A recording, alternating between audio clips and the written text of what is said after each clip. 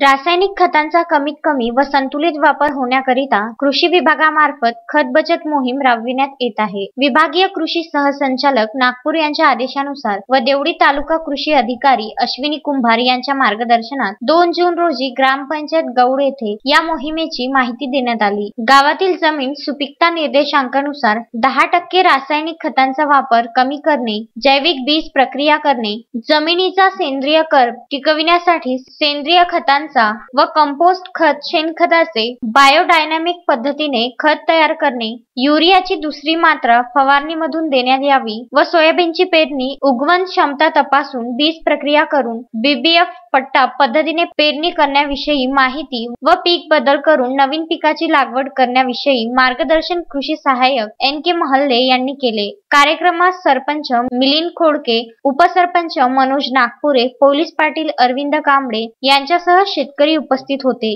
कृषी विभागामार्फत विविध योजनेच्या मोहिमेचा प्रचार प्रसिद्धी सुरू असून त्याचाच भाग म्हणून आज आपण गौड ग्रामपंचायत येथे रासायनिक खताचा 10% वापर कमी करण्याविषयी मार्गदर्शन आपण आयोजित केलं होतं।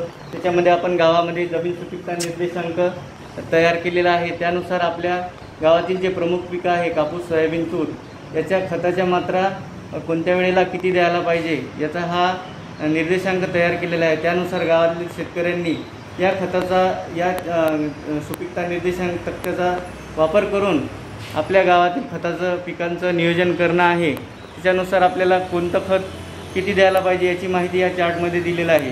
इकडे प्रति हेक्टरी दिले, इकडे प्रति एकरी दिलेलं आहे आणि तसंच मायक्रोन्यूट्रियन सूक्ष्म मूलद्रव्याचा पण आपण आपल्या शेतामध्ये वापर करायला पाहिजे याचा पण या तक्त्यामध्ये माहिती दिलेली आहे।